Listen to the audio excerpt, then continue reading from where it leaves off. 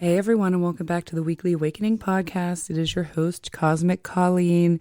I'm so excited, guys. We have Venus moving into Pisces tomorrow. I know it has been a long 5 months for myself, my listeners, the collective, but we are headed towards the light at the end of the tunnel with this transit.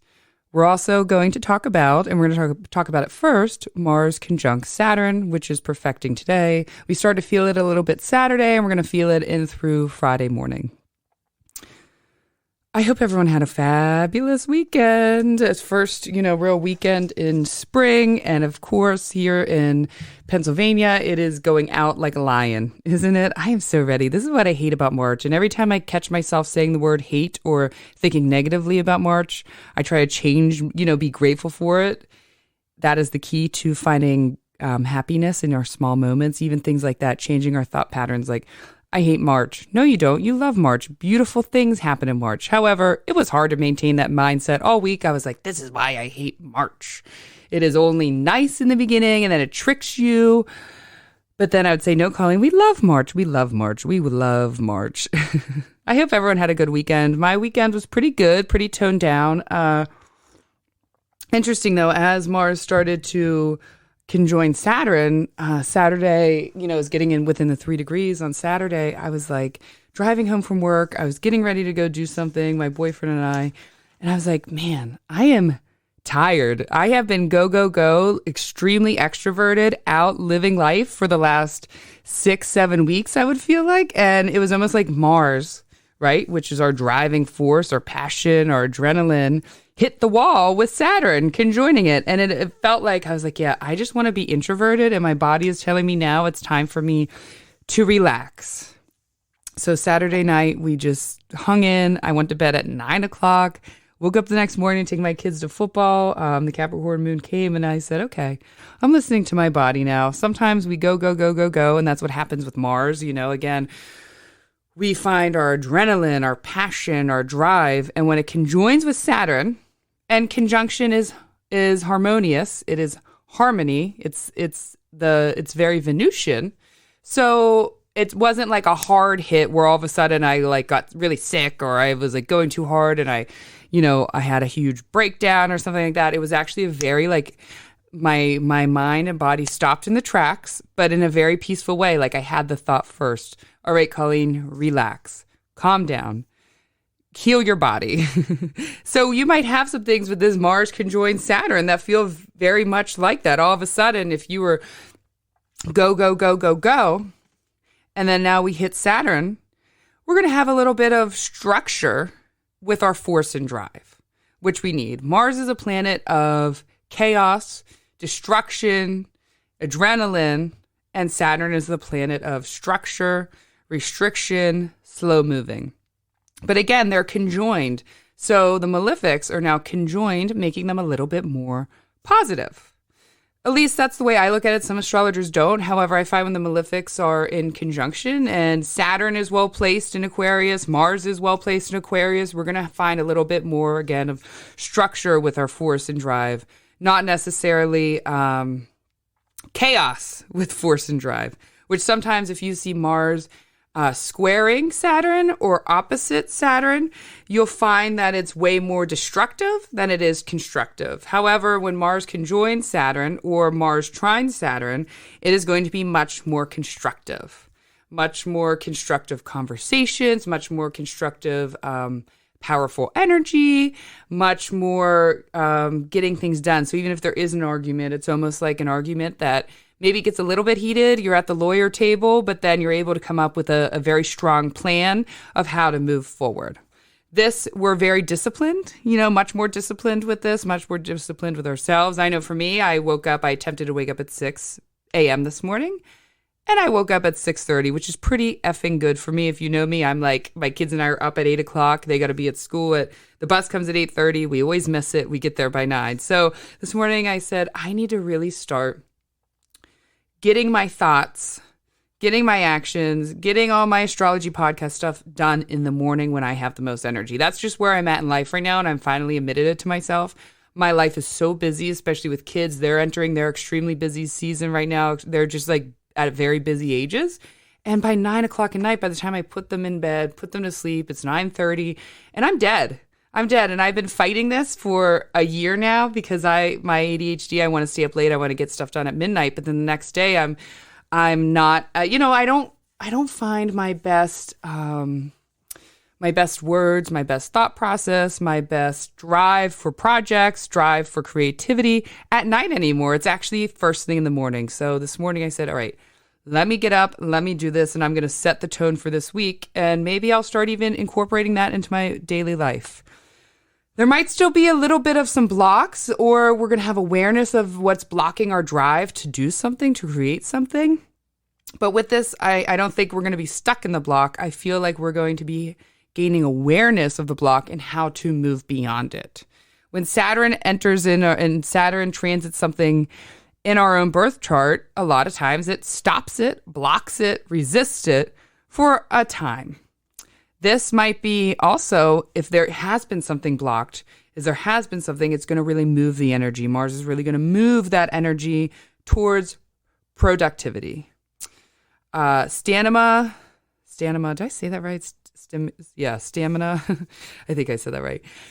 That is going to be at an all high time high, whether it's with exercise, sex, getting something done, projects in the world. We're going to have the patience complete something this week, which is very important, having completion, Mars making something complete.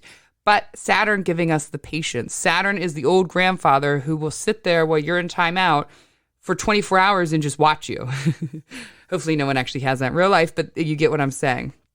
And again, arguments may be more constructive and less destructive during this time. And with Mercury and Mars' sign, I would suggest this being a very good time to finding solutions. So if you have an issue that is really bothering that you need to bring up to somebody, anybody, a workplace, whatever it is, this is a very good time to write down your thoughts, write them out, and bring it to the table with this person and let it be constructive. It won't be so emotional. We had a lot of stuff happening in Pisces last month, and that was very emotional and very, oh my God, what is happening? The Neptune, Mercury conjunction, all that stuff that was making it very dreamy. This is going to be constructive. This is actually going to get something done. So remember that. We're going to be feeling that for the rest of this week, pretty much, and through Friday. That always feels good when the malefic planets are in a good, happy conjunction. That always feels good. Also, let's talk about the big thing we are finally ready for this week: Venus moving into Pisces. I'm going to share a little bit of my reflections about this week, and I say it every episode, guys. I almost called this the Venus show because it felt like that's all I was reporting on, because this Venus has been going through major transformation and discovery and reflection since the beginning of November.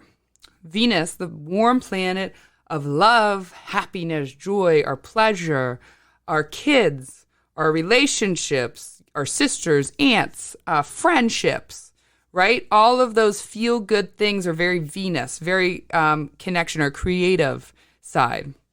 Our sexuality has been in Saturn's signs of Capricorn, Aquarius. It retrograded, which happens every 19 months, I believe, or 18 or 19 months. It retrograded. It conjoined Pluto 2 big times. It conjoined Mars. It could, you know what I mean? There was just a lot happening. I can't even remember all the transits that had happened to it. But just the planet of that being in Saturn's sign of restriction, blocks, coldness, hardness, death, and then meeting Mars and Pluto, which are our shadows, it has been a very, very, very hard 5 months around, and I'll say it again, our kids, our love, our friendship, our creative endeavors, our joy, our sexuality, our pleasure, our happiness. There were some good things in there. When Mercury was conjoined Venus, it was actually pretty good. There were some disruptions for people. However, people that had the disruptions, it ended up working out okay, those that I had talked to. These are my reflections. So, Saturn is the planet of wisdom from our pain and our lessons. Jupiter is a planet of wisdom, but like higher wisdom, our spirituality wisdom, the wisdom of our gods, the wisdom of our ancestors, the kind of feel-good, positive wisdom. Saturn is the wisdom that comes from pain, our lessons, our suffering, our family karma. We grow our wisdom through the hardships of Saturn. That's number one. That is what Venus has been going through. I had clients in relationships who broke up. I had, a lot of Venus, when Venus and Pluto conjoined, I through Facebook, I know a lot of people just through my clients, stories they tell me. I know 3 people that was unveiled that's one or the other had an affair and they had to divorce, or they're separated, getting divorced or trying to work things out. That definitely was a big thing that was revealed. On each episode I've done on this, you've heard my own revelations. There's been a lot of growth with my children and myself and my parenting, as well as my relationship with my mother in reflection of how I am as a child to her. Let me share the story, and then I'll shut up about me and how these transits happened, and I'll share a little bit more of what you can expect with this big Venus into Pisces transit. For those of you who know or don't know, I have a very complicated relationship with my mother. I have a moon in the first house representing my mother in Virgo, opposite Mars in Pisces in the 7th house of others. My mother and I have always been stuck like glue. Our life path has always, been her and I. We've always relocated in the same place, her and I. I've always had her. She has always had me. She had me late in life. I had older siblings, and it's just, I'm not getting into that whole dynamic, but we have had a very toxic relationship, myself and her, for probably the time I was 12, for a very long time. And I've shared on this but we still see each other every day. She's an important person to my grandparents, and I love her very much. So, years ago, I started therapy with her, working through some things. And first of all, I want to say that my mother's the most amazing woman in the world. She is wonderful, has always loved me, but she's, people, especially in the older generations, did not look at themselves and were a little bit more complicated. So we had our own fights. And just like I said right there, for a long time, I was only willing to look at the dynamic of how she treated me as a daughter, or how she reacted to me as a daughter, or how she didn't understand me as a daughter, or how she didn't understand me as a mother, or how she didn't understand me as this. My mother's a very reactive woman who can also feel energy very strongly. But she is also, she's a Cancer rising, a Pisces sun, a Sagittarius moon. She's got big emotions and is extremely emotional. And I have all Mercury, I have Gemini, Virgo. So I'm like, what are you talking about? That was a big, conflict in our life. So something happened last week as we're getting to the end of this transit, where all of a sudden I was like, okay, I only probably have she's 75, a shorter time. She's my only parent alive. Pretty much one of my only family members other than my siblings that I'm close with. And I was like, how can I prayed, I wrote, reflected on it. How can I have and treasure this relationship with her at the very end?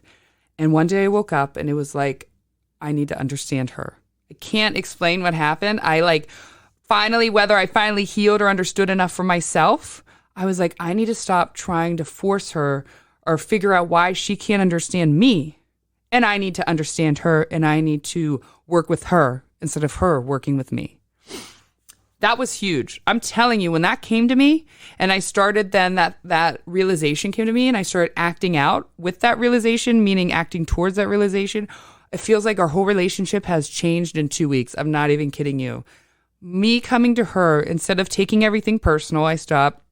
Instead of saying, she doesn't understand me, this, that, and this, that, and that, blah, blah, blah, whatever I say, I sat there and I laughed. It's like almost she didn't trigger anymore. When things would happen, I laughed. She would laugh. I sat there and I talked to her. I sat there and I gave her attention. I said, what does my mom need from me? Not what I need from her, because that's what I've been worried about my entire freaking life. What does my mom need from me now? And I realized not only that, how much my mom needed me. How much she needs me now at this point in her life more than any other point in her life. I didn't realize that. And so the last 2 weeks, I was like, holy shit. And I feel like we've grown a ton from that. And I have grown and become so much less selfish in that dynamic. And I was always blaming her for being selfish. However, I had to instead of focusing on that, I looked at my part and I focused on that part. And it's almost like our relationship is transformed. Sure, we're always going to fight. That's her and I. She's sensitive. I'm not. However, I can't tell you enough about this happening. I am so pleased, happy, grateful, humble, and I'm hoping that the last quarter of her life, her and I can continue to have this beautiful relationship and finally grow that.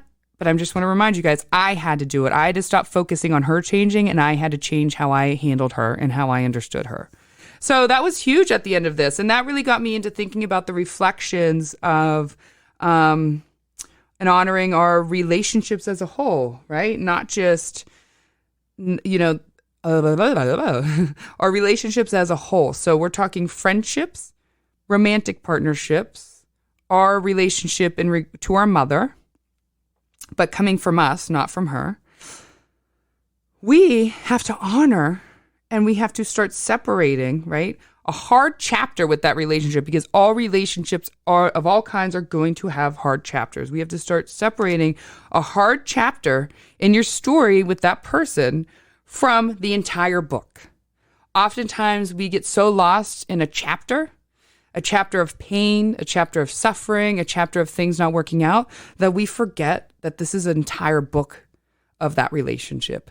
And that entire book is both good and bad. I hate using the word bad because it's associated with so many things. So we'll say growth opportunities, the negative, because there is in all of our relationships. These were growth opportunities. These hard times are growth opportunities. So if you look back on the last 5 months, whatever happened in your life, whatever was happening, what was creating, try not to make it the whole picture. Try making it just a chapter. And at the end of that chapter, look at that person and say, how can I stop blaming them, being mad at them, whatever towards them, and how can I change my perspective by looking at my place and everything? And how can I switch that perspective? So I ask that for you to do today. If you're thinking about a hard relationship that comes to your mind as I'm talking about this, something that was very present over the last 5 months, change your perspective. Sometimes changing your perspective is just saying the opposite out loud, writing the opposite down, even if you don't believe it. And sometimes it's really the mind and taking a hard look at your part. Instead of saying they do this, they do this, they do this, say, how do I show up? How am I doing this? How am I showing up? That is where we grow. Venus moving into Pisces is very happy. Venus is exalted in Pisces, and it's in the water sign. And it's like the new beginning, because Pisces ends the zodiac, but it's the new beginning. It's the ending that also has the new beginning. I guess they all have that. But you get what I'm saying? It's sort of the light at the end of the tunnel. Venus now is growing. Venus is happy, healthy, joyous, has made it through the war, and is now planting new seeds to grow into the new year again, go into the new zodiac year. So in Pisces, we focus on new relationships will start growing. A new bond, maybe with a past relationship, will start growing. A new beginning with a current relationship will start growing.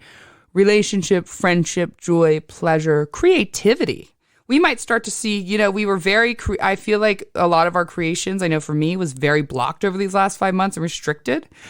And I have a feeling already it's happening. All of a sudden, the pain of being restricted in that creative energy is now going to start overflowing and start to just boom, boom, boom, boom, boom, go everywhere and rebirth all new creative ideas.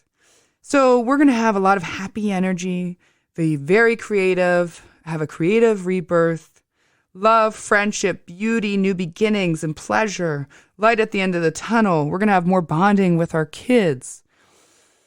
One thing I want to ask you at the end of this is, did you accept the journey of dissatisfaction with your pleasure, right? Because a lot of this are pleasures, which we always want, and we always want to create, and we want to enjoy, felt very dissatisfactory over this time. We couldn't find joy. We couldn't figure out what we liked. We kind of were like, maybe our sex drive was lower, feeling restricted. But that is important too. Did you accept that?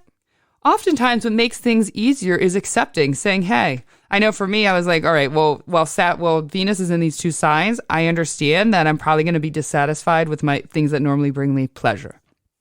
Do I accept that? Yes, I accept that. because if we resist it, we're creating more pain and dissatisfaction because there's nothing else we can do but accept it. We can only accept how these planets make us feel. We just have to trust the journey that they do switch out. And it does. And we have to learn, which I think I say this on every episode, to take the good with the bad. That is the most important thing we need to do. Take the good with the bad, both. We can't experience the good without the bad. And we grow the most, unfortunately, in the harder times. I'm excited. I'm excited for Venus in Pisces. I know for me, you know what's so funny is last year when Venus was moving into Pisces, it was the middle of February.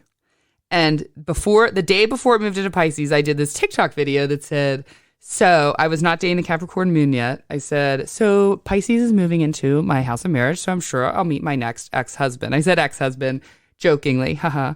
And then the next day, I met Rob as I moved through my house of marriage. And I always joke with him, but I don't even know if I'm ever going to get married again. However, things like that will grow. And now we've had a relationship 13 months later that has grown. And I met him as Venus transited my seventh house of marriage and relationships. And it's been beautiful to watch that grow over the last year. So remember, there's going to be so much growth, new beginnings, abundance, happiness, pleasure, and joy finally happening starting tomorrow when Venus has been so restricted. You guys have made it through to the end of the tunnel, the light at the end of the tunnel. Sorry, my heat just kicked on, if you can hear that. Also, sorry, last week I didn't realize sometimes when I move around that I tone out, of the speaker. Even though I have this on, I have the, my ear set on, I should hear it. Last week I was started listening. I'm like, oh my God, I keep toning in and out. I'm sorry about that. So that's it. I love you all. Make sure you follow me on all my social media, Cosmic Colleen 1C, Twitter. It is Cosmic Colleen _.